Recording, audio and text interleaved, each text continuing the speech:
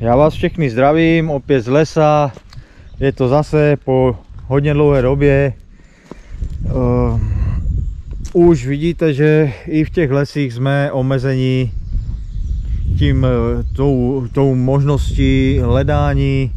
Jsou tady jenom takové flíčky, kde se dá hledat celkem v pohodě, jinak je to zarostlé.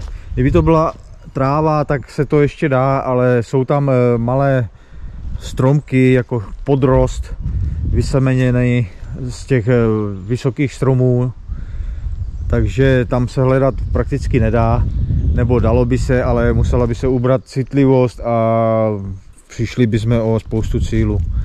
Takže já jsem se vydal tady do takového smíšeného, kde je kousek smrk. V tom smrku vidíte, je to krásně čisté, jenom jehličí. Ten smrk si nepustí tady nějaké nálety, i když občas sem tam nějaký je, ale jinak je to čisté. Tamhle už vidím, ten vršek je zase zarostlý, tam nic, tam taky nic, takže budu se tlačit tady po té levé straně. To vypadá, že je to celé smrkové a bude se tam dát hledat. Takže u prvního nálezu se uvidíme, jestli teda nějaký nález bude, jinak tady ten úvod prakticky neuvidíte.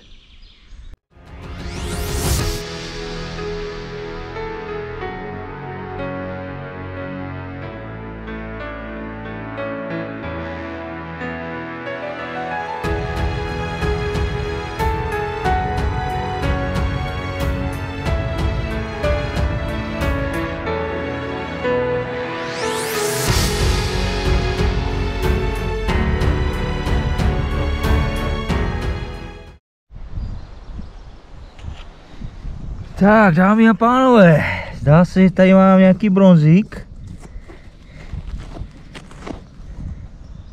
Už jsem to obkopal a jsem zvědavý teda, co to je. Tady krásně zelenka, takže jsem zvědavý, co to bude. Není to nějak moc velké, ale ještě to drží. Zvědavý, co to teda bude.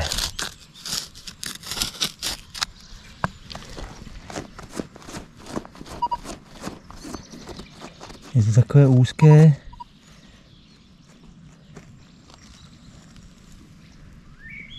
Ale měděná sekera. Řekl bych, že eneolit. No tak to je paráda. Jsem našel asi 4, ale byly úplně jiné, byly užší. A to je spíš nějaká... Tato je spíš nějaká jako pěstní klín používaná. Kdo ví? No nádhera. Tak doufám, že se tak bude dařit i dál dneska. Mám teď chvilku pauzu, tak na takovém pěkném kopečku, na takovém vrcholku, tak bych chtěl odpovědět na některé otázky, které mi chodí na e-mail. Otázky se týkají toho, jestli ještě pořád dávám obětiny. Samozřejmě před každou vycházkou, jak přijdu do lesa, dávám obětiny. Mám takový svůj rituálek a ten neměním. Ne, že bych se modlil k nějakému bohu nebo něco, je to spíš, já nevím, duch lesa, kterého vždycky požádám, aby vedl moje kroky prostě k nějakému nálezu. A samozřejmě ten první A nejdůležitější krok, který vlastně uděláte vy sami, je v tom, že vyberete to místo. Jo? Když vyberete les, kde prostě nic není, tak prostě nic nenajdete. Jo? Nikdo vám to tam nepřičaruje. Je to tak, že prostě když tam v tom lese je jedna mince, tak věřím tomu, že ji najdu. Jo? Pokud samozřejmě vyberu les, kde není nic, tak nic ani nemůžu najít. Nejsme kouzelníci. Možná si řeknete, že jsem blázen a že to je hloupost, ale já tomu věřím. Příklad. Byl jsem na hledačce, dlouho jsem si ji plánoval, měl jsem konečně volný víkend, tak jsem šel, i když pršelo. Ne, že by byl nějaký liák, ale prostě bylo zataženo celý den a mrholilo, tak jo, mžilo. A po 4-5 hodinách jsem byl tak už promoklý a promrzlý a už jsem uvažoval, že to prostě vzdám a vlastně ani nic pořádného jsem nenašel. Tak víte, jak to je, že když nic nenacházíte, tak vám to tam v té hlavě prostě šrotuje, že prostě dneska není váš den. No a když už jsem takhle uvažoval, že to otočím a půjdu domů, tak najednou mezi stromama po pravé straně vysvětlo sluníčko. Tak jsem si říkal, půjdu proti tomu slunku, aspoň mě to trošku jako zahřeje. Udělal jsem 2 kroky a pražský groš. Pak jsem to tam celé jsem to tam prolezl a už tam nic nebylo. Pak jsme tam šli ještě s kolegou a nenašli jsme tam nic. Jo, jediný pražský groš široko daleko a našel jsem ho jenom díky tomu, že prostě vylezlo to sluníčko. To je takový jeden příklad. Druhý příklad, opět zase jsem šel lesem a najednou prásk ode mě asi 100 metrů se zlomil buk a byly takové 2 rány, jak když nejdřív ten strom praskl a potom jak to dopadlo. Protože já dělám v lese, tak mě zajímalo, proč to prasklo, proč vlastně ten strom zlomil. A on nefoukal vítr vůbec, ani lísteček se nepohnul. Tak jsem tam přišel a 5 metrů od toho zlomeného stromu bronzová sekera. Jo? Tohle není náhoda. To je prostě, nevím, co to je, ale je to tak. A vždycky, když jdu lesem, tak si všímám nějakých znamení různě rostoucích stromů nebo zlomených stromů, nebo prostě nějakých terénních nerovností a tak dále a tak dále. To je asi vše k tomu, k těm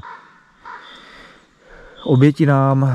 Další dotaz je, podle čeho si vybírám místa, tak neřeknu vám to, samozřejmě vám to neprozradím, protože nechci, aby se ty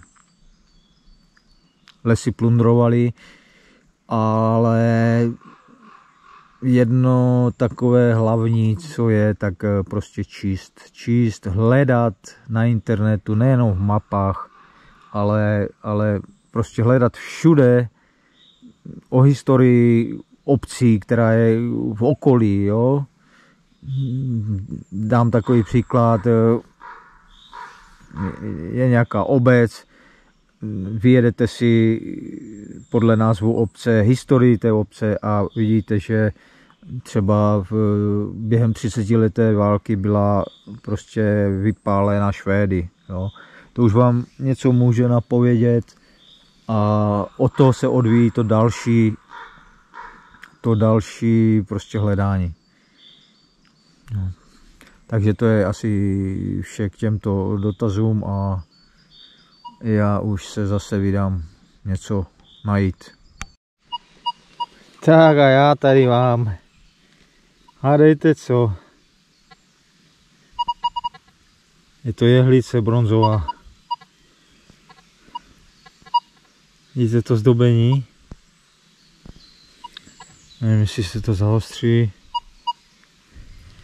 Slyšíte? Detektor pobrukuje, je před bouřkou a vzduch je nasycený statickou elektřinou, takže to vždycky, aspoň NOx 800 to dělá vždycky. Takže já se pomaličku vracím vlastně k autu a tady vlastně je cesta k autu. Tady je potok a tady je několik úvozových cest, které se tady vlastně, tady je taková křižovatka. A tady v takovém sajrajtu bronzová jehlice. Tady ohla, nebo spíš zlomená, no, ale jelikož jsou tady i nové cesty, tady na Kalesní Harvestorová, tak se není čemu divit, no, ale jinak je krásně zachovalá. Je vidět, že to je kvalitní bronz. Ježiš, to je krása. Dívej na to. Ale i díky tomu vlastně, tomu sajrajtu je ta patina taková, jaká je, jo. Kdyby to bylo někde v písku, tak není ta patina taková krásná. Víte, že i tu bronzovou sekeru s těmi laloky, kterou jsem vlastně, nevím, jestli to bylo minulé video nebo předminulé video, tak tam měla úplně stejnou, takovou černou až patinu. Tak paráda. Na závěr. Taková krásná jehlice. To zdobení je úžasné.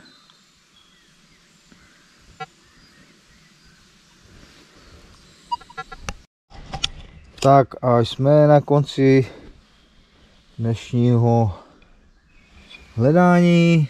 Doufám, že to půjde vidět, protože se zatáhlo. Jsem říkal, je před bouřkou.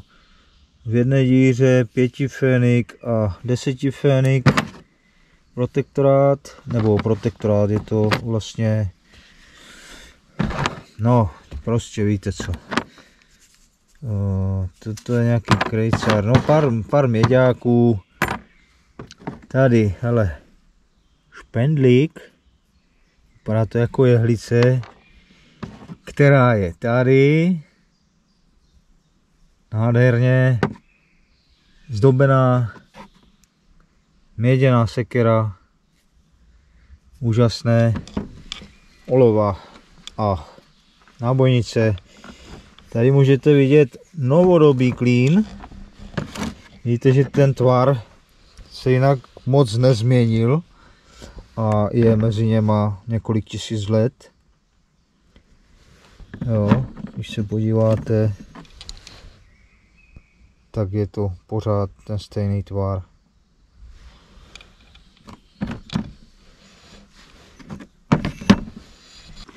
Tak to je asi všechno z dnešní hledačky. Jo, počkej, tady mám ještě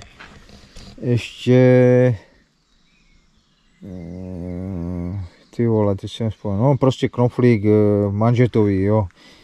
Je to sklo a podbarveno zlatem, nevím, jestli ta kamera to zaostří. Prostě je to sklo, no, a je to manžetový knoflíček, který se mi rozpadl.